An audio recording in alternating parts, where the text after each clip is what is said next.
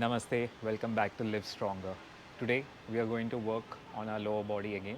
Uh, I hope your shoulders are feeling great, you don't have any kind of discomfort. If you feel a little bit of tightness, just massage them with your own hands and they should feel normal again. This week, as I mentioned, we are going to focus more on holding the last rep in a contracted stretch. It's called contracted stretch, but I won't dwell much into the details. But that is what we are going to do primarily. So, without any delay, let's start with our dynamic stretches and our warm up exercises. So, let's go. We begin with our hip opening stretch for our first stretch. Simply one knee down, one leg up, and lean. You should feel the stretch in your inner thighs. 5 times on each side.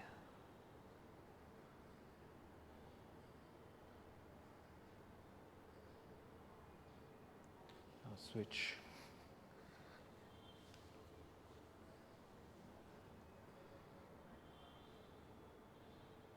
One, two, three, 4, 5. Now we go on to our stable stretch, the greatest one.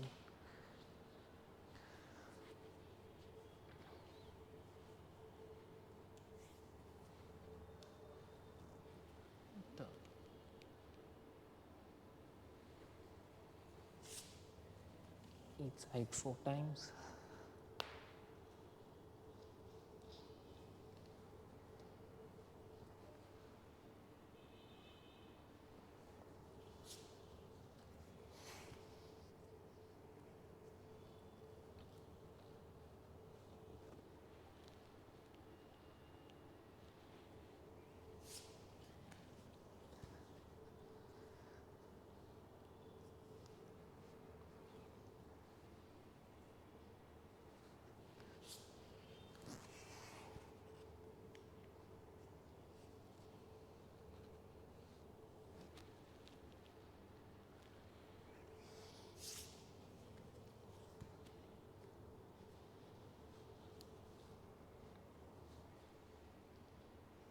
And that's it.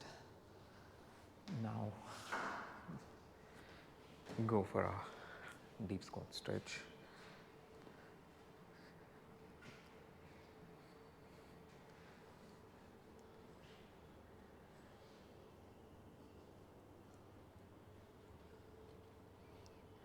Sit down, shift your weight onto one foot at a time. If you're unable to squat so low, and if you're just able to squat here, it's okay. Squat here, stay there, go up, again squat back, go up, squat back. If you can squat deep, sit down completely and shift your weight to one leg at a time, feeling a stretch in your calf. And we are done with our dynamic stretching. Now we move on to our warm-up exercises. So for our first warm-up exercise, we are going to do simple RDLs. Now I have just taken a couple of dumbbells, just 5 kilo dumbbells, to get my blood flowing into my hamstrings and create the stretch. Now I'm using a step-up box to just create some exaggeration in height, try to go a little bit lower if possible. It is not actually necessary. You can do it just on the floor itself. I'm trying to get as many reps as possible. Remember the cues. We have to push our glutes towards a wall behind us. If there is a wall, good. If there isn't one, imagine there is a wall and you're trying to touch the wall with your glutes. So you push your glutes towards the wall and that creates the hinge and you lean forward. And as you lean forward, make sure the dumbbells and your hands keep in contact with your legs. This will make sure your back remains tight and together, and there is no load shifting onto your lower back. And few more reps, we are done with this warm up.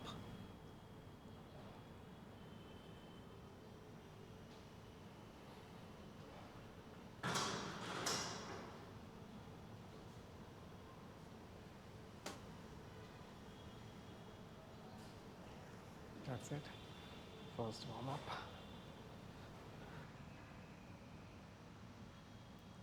For our second warm up, we are going to do simple glute bridges. Now, this exercise can be performed on a floor with a yoga mat. There was a little bit of space constraint in the gym. Other people were working out, so I'm using a bench to do the exercise. It is a very simple motion of squeezing your glutes together, squeezing your butt cheeks together to get your hips straight. Now, while doing this exercise, you might feel a little bit of activation in your quads, your hamstrings. That is okay, but I want you to focus on squeezing your glutes together. So, the moment you squeeze it, your hips raise up and they become straight. So, all this time when I'm doing this exercise, my entire focus was on squeezing my glutes together as hard as possible. And the moment I do that, it becomes a straight line, as you can see in the video. Now, while doing on the floor, you can place your hands like I placed my hands just beside your glutes to get a little bit of support. The width or the distance in between my legs is just about shoulder width, so that was comfortable for me. Luckily, the bench was wide enough for me to place my feet on the bench comfortably at a good shoulder width distance. The more glute squeeze you feel, the more your butt cheeks clench, the better it is for this our exercise. This exercise is also warming up our lower back muscles in terms of the contraction and strengthening them for stability. In future, we'll be doing this exercise as a main working exercise, but for now, this is our warm up exercise. And that's it. We are done with our second warm up. Now we start with our working set.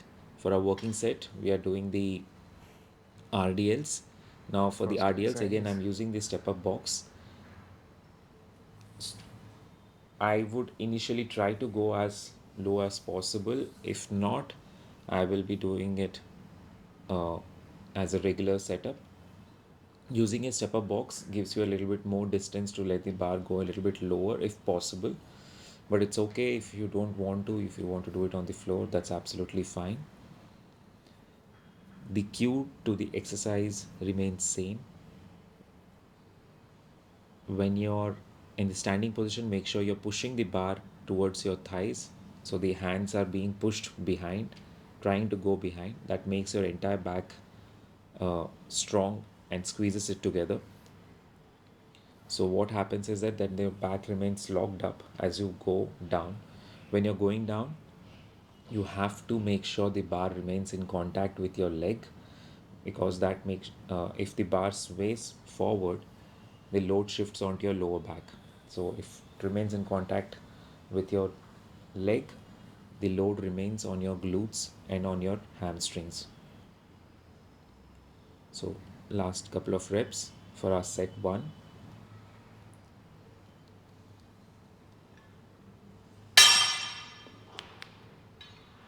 We are done. For set 2, keep I keep repeating this because it's very important in this exercise. The most critical point of this exercise is to make sure the load is always on your glutes. So imagine a wall behind you and push your glutes, your butt cheeks towards the wall. The moment you do that, your hamstrings go into a stretch, trying to control your uh, upper body from falling over. And while doing this, if you maintain the rod in contact with your legs, the load is always, so the center of gravity of your body stays at your glutes. If you let the rod swing forward, the center of gravity slowly shifts onto your lower back, which is not advisable and not recommended. You might feel a little bit of tightness in your lower back. That's because your lower back is working really hard in terms of keeping your body straight. That's absolutely fine. There is no injury causing uh, load which is being loaded onto your lower back. So a little bit of tightness is absolutely fine. That's because your lower back is working in terms of creating the stability to make sure you don't fall forward. Last few reps, and then we move on to our third set after taking a short break. The break can take up to 2 to 3 minutes to relieve tension in your glutes and your lower back.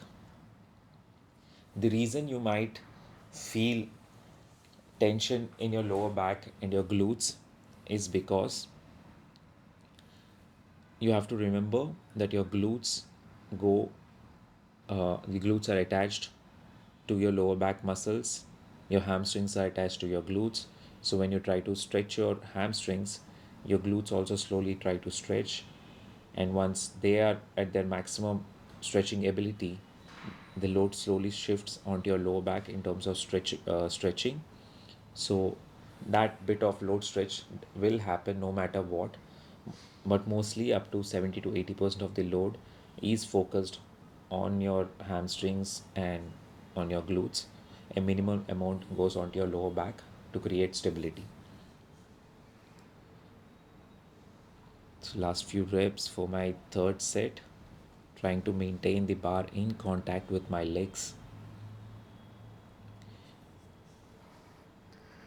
If you notice, the bar path is almost a straight line, almost. There would be a little bit of curve.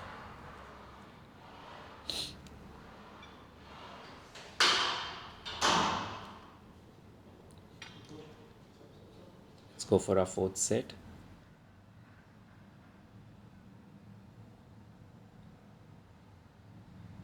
Now, making sure my body is in a straight line before I start.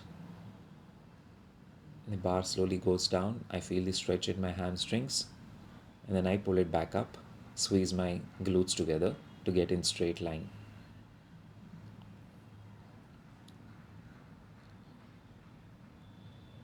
It is more important for us to focus on our glute and hamstring stretch here, because those are the stabilizing muscles. Don't focus much on getting the bar go down or lifting the bar back up straight. All you have to focus is pushing your glutes behind and feeling the stretch in your hamstrings.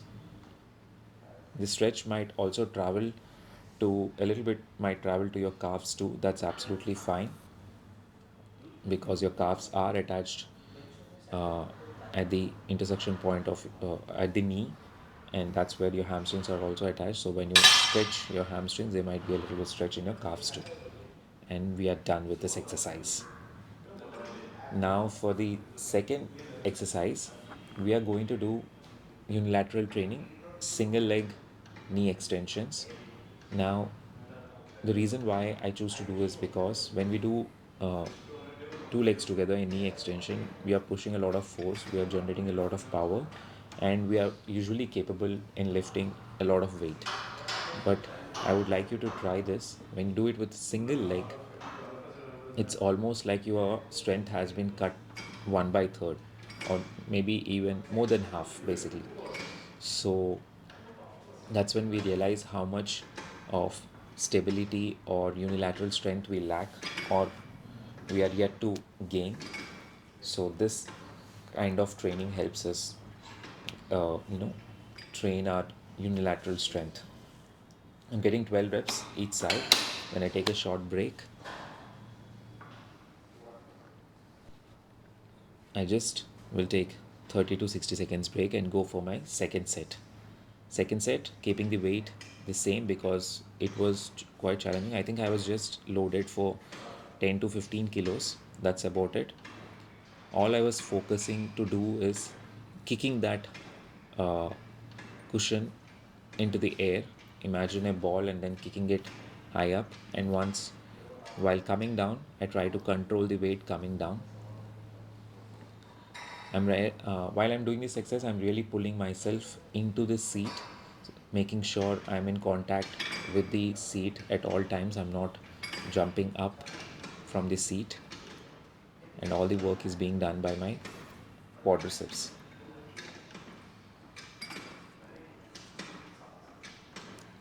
Last few reps, 12 reps each leg with the same weight. Once done, take a break. If you're feeling tired, take a break up to 60 seconds, even 90 seconds, that's absolutely fine.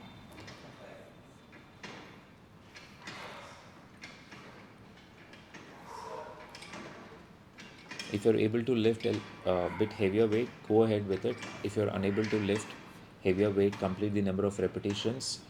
I advise not to go heavier because it could be stressful. We want to keep the weight just about there at a challenging rate when we can still achieve 12 repetitions in a controlled manner.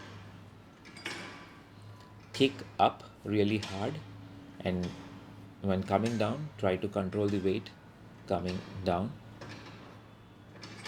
So we're trying to focus both on uh, quick power and endurance. That's it. Take a short break and then we go for our next set. This exercise or the progression of this exercise can be quick in terms if your recovery is good and you can go back to the exercise immediately. Remember, our ultimate focus is to make sure our quads are doing the work, they are doing the maximum amount of power production. We don't want to overload. At the same time, we don't want to make it extremely easy that it's not at all challenging for us to kick it forward. This bit of training would really help you, if there are any, to identify any kind of restrictions or weakness on one side of your or one of your legs, so you can train that particular leg a little bit more to gain equal amount of strength in both your legs. It often goes unnoticed when you're doing uh, things like squats or both the legs together, knee extensions.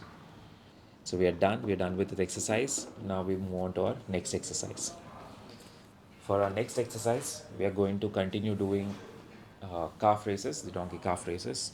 I haven't yet still started loading them because I want to keep doing failure repetitions. Eventually, I will load it. I will show you how to load it. But I think I'm pretty sure that when you're doing this exercise, you feel that great amount of tightness being created in your calves even without any weight. So your calves are really working hard. The setup of this exercise, as I explained in my previous videos, is very simple. You take a small step up box or couple of weights with a smoother surface. You keep your toes on the height, let your heels completely drop down, and then you proceed to raise your heels up. Those are the calf raises. Post doing the calf raise, immediately I start doing my toe raises. One, to lengthen my calves again, and also to work on my muscles which are on my shin, which are often not exercised much, but they're quite important for our knee strength, knee stability, because it's an all-round requirement for our knee to stay healthy. So now I'm done. We'll take a short break and go back for our second set. In terms of support, taking support in the front, it's up to you, however you feel comfortable. Just make sure your entire lower portion of your body, right from your hips till your toes, remain in one straight line, and the upper body you can rest it as you feel comfortable, and continue doing the calf raises. I'm trying to get again 20 to 35 repetitions to hit failure. Done. I'll try a little more.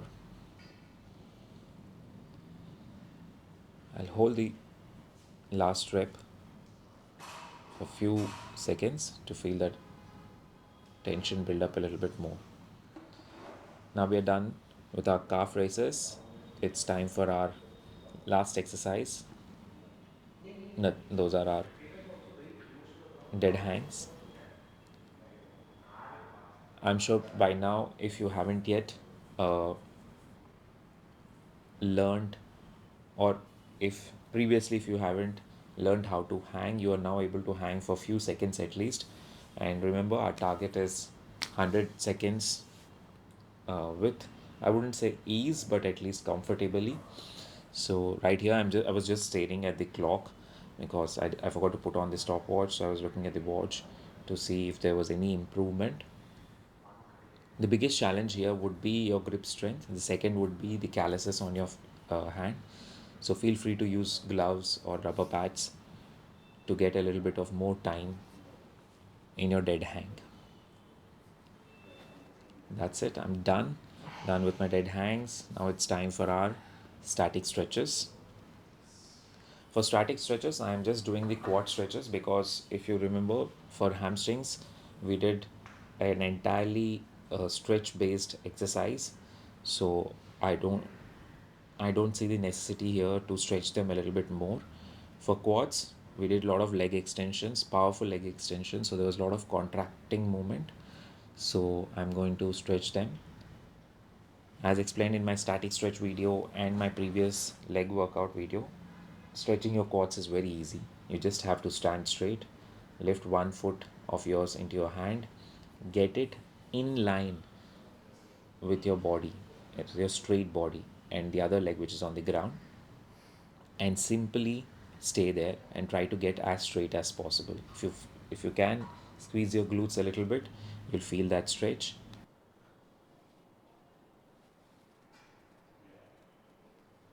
You can see me in the video. All I try to do is get as straight as possible while standing and bending one of my leg and holding it with my hands. If you can touch your feet to your butt cheeks, to your glutes, that would create a better, more exaggerated stretch. But otherwise, this is more than good to feel that quads getting stretched. Couple of seconds more. I'm almost done, and that's it. That's it for our static stretches. And that's a wrap for our leg day.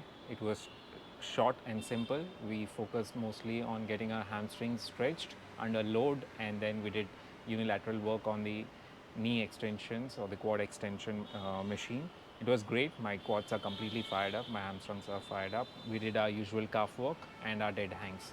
I hope this exercise was as effective as for you guys as it did for me. On that note, make sure that if possible, do foam rolling twice, because since we did something which is unilateral in quads and you might have pushed it with the same amount of explosion and power which I did, you might feel a little bit more tightness in your quads. So if I suggest that you do foam rolling in the night before going to sleep. If you're doing this workout in the evening, if you're doing it in the morning, make sure you do a little bit of at least a minute or two foam rolling for your quads and your hamstrings post exercise along with the static stretches.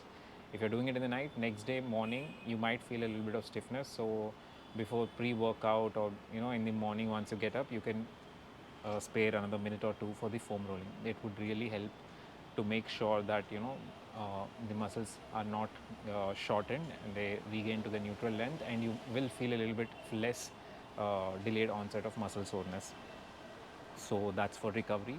Other than that, make sure you eat well, make sure you sleep well. So if those two things are in line, most of the recovery is taken care of. The other thing uh, I wanted to mention is that if you don't have a foam roller, you can still continue massaging with your own hands. So that is still effective enough. So you can just massage it for a minute or two, making sure that you press a little bit deep and hard. So that will help relieve some tension. And I think that's all I wanted to say. So thank you for joining me. If you have liked the workout, please make sure you like my video. That would give me a lot of positive feedback. If you have any suggestions, please drop them in the comment section. If you haven't yet subscribed, please do subscribe. And if you think these videos will also be helpful for someone you know, I would be more than grateful if you could share it with them and let them also join me in this journey.